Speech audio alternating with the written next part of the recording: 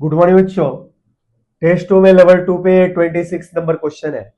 Question कह रहा है और diatomic molecule has atoms of masses m1 m2, the potential energy of the molecule for interatomic separation R is given by u r equal to minus a plus b r minus r naught square, where a b are constant and r naught equal to equilibrium separation.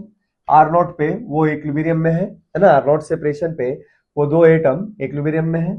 अच्छा, अब आगे कह रहा है two atoms are externally compressed from equilibrium separation.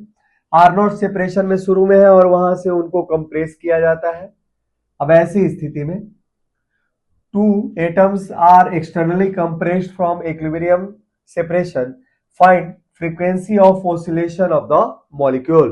और हमारे पास जो frequency होगा उस मॉलिक्यूल का, उसके लिए ये हमारे पास चार ऑप्शन है, जिसमें से ऑप्शन नंबर ए क्या है बच्चों, सही है। तो देखते हैं बच्चों ए हमारा ऑप्शन कैसे यहाँ पे सही है ना। तो चलिए क्वेश्चन भी समझते हैं और सॉल्यूशन भी बनाते हैं बच्चों।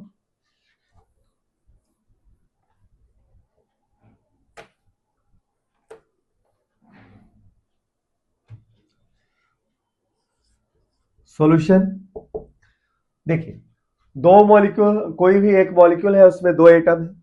अच्छा, उनके बीच में जो इंटर एटॉमिक अट्रैक्टिव फोर्स या रिपल्सिव फोर्स की कहानी है वो स्प्रिंग के इक्विवेलेंट भाई एक रिलेशन से यहाँ पे रिप्रेजेंट की गई है।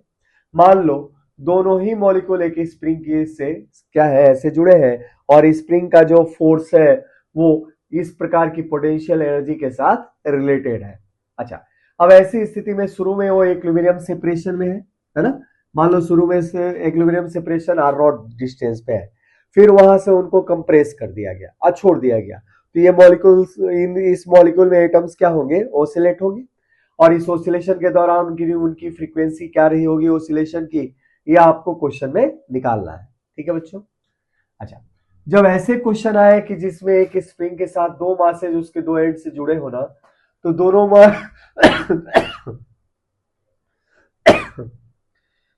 दोनों ही मास हटा के हम एक रिड्यूस मास की कल्पना कर सकते हैं, इमेजिनेशन कर सकते हैं, और उस स्प्रिंग को मान सकते हैं कि वो स्प्रिंग एक सिंगल रेडियस मास से जुड़ा है, जहां रेडियस मास की value m1 m2 upon m1 plus m2 के बराबर होगी।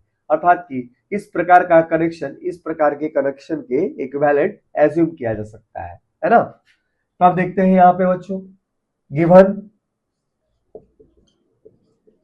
पोटेंशियल एनर्जी बिटवीन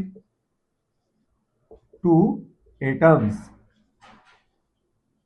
क्या दिया गया है बच्चों, तो U r equal to minus a plus b r minus r naught का होल स्क्वायर।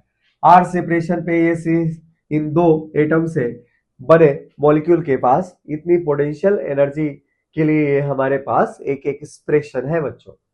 ये पोटेंशियल एनर्जी है आर सेपरेशन पे दोनों एटम के बीच में। अच्छा, अब ऐसे है पोटेंशियल एनर्जी, तो उस समय दोनों एटम के बीच में लगने वाला फोर्स क्या होगा, तो फोर्स ऑन एटम, एक एटम या दोनों एटम के ऊपर बराबर फोर्स लगेगा, तो एक एटम के बारे में बात कर रहे हैं।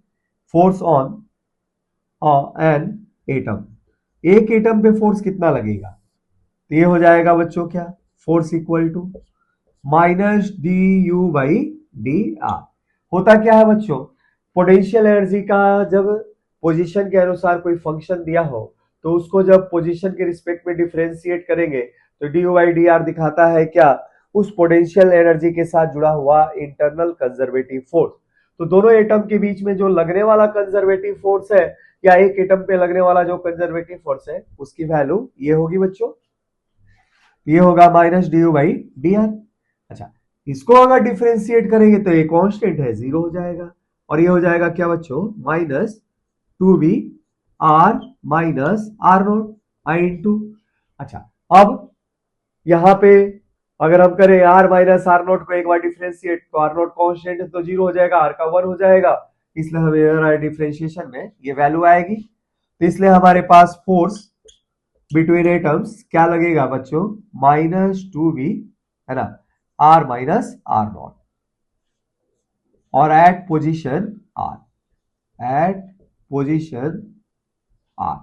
अच्छा, तो हमारे पास क्या हो जाएगा, तो यहां से कंपेयर करेंगे हम स्प्रिंग फोर्स को, तो हम कह सकते हैं क्या, यहाँ पे आने वाला जो 2b है एक प्रकार से रीस्टोरिंग फोर्स कांस्टेंट की तरह काम करता है।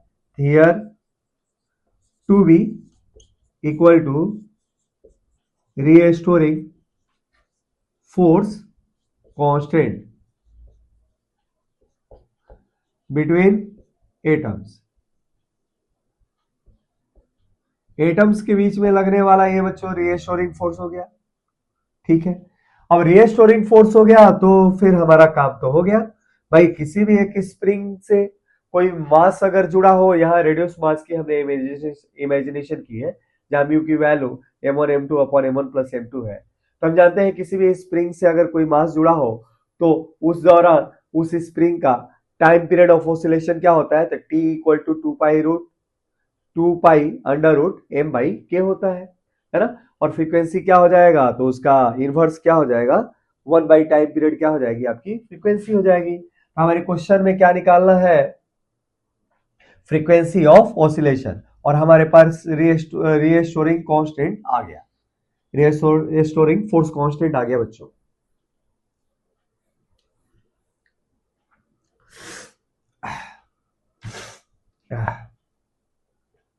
तो देयरफॉर फ्रीक्वेंसी ऑफ ऑसिलेशन क्या आएगा बच्चों, ये आएगा फ्रीक्वेंसी अर्थात कि 1 बाई टाइम पीरियड। अच्छा, टाइम पीरियड की वैल्यू क्या होगी, तो 2 pi under root m by k, तो ये हो जाएगा क्या, के की जगह पे रीस्टोरिंग फोर्स कांस्टेंट, जो इसमें क्या आने वाला है, यहाँ पे 2b आया है बच्चों, और मास की जगह पे क्या लेंगे हम, reduce mass of the system. अब ऐसी स्थिति में क्या हो जाएगा आंसर बच्चों, 1 बाई 2 पाई अंडर रूट के आर की वैल्यू है 2b। अच्छा, रेड्यूस मास कितना है, m1 m2, और ऊपर चला गया क्या बच्चों, m1 प्लस m2। इस तरीके से फ्रीक्वेंसी ऑफ ऑसिलेशन की जो वैल्यू आएगी आपके लिए इस क्वेश्चन में क्या आएगी, 1 by two pi under root 2b, है ना, 2b m1 plus m2 upon m1 m2। तो चलिए बच्चों और क्वेश्चन करते हैं इस टेस्ट के ऊपर, है ना। रेड्यूस मास, ये वाला जो कॉन्सेप्ट है ना, इसको याद रखिएगा।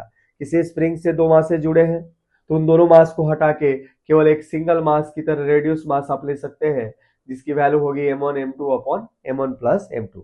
जैसे मान लो एक स्प्रिंग होता, स्प्रिंग कांस्टेंट के होता, इसके साथ दो मासेज 2 kg 4 kg जुड़े होते और सिस्टम को ऐसे खींच के छोड़ दिया जाता, तो ऑसिलेशन क्या, ऑसिलेशन के लिए टाइम पीरियड क्या होता, तो t equal to 2 pi under root m के जगह पे म्यू ले लेना, अब म्यू की वैल्यू क्या हो जाती, 2 इंटू 4 अपॉन 2 प्लस 4 हो जाती अपॉन के। ठीक है बच्चों, इस तरीके से रेडियस मास से चाहे तो उस क्वेश्चन को हम कर सकते हैं। तो चलिए बच्चों अगला क्वेश्चन करते हैं इस टेस्ट के ऊपर।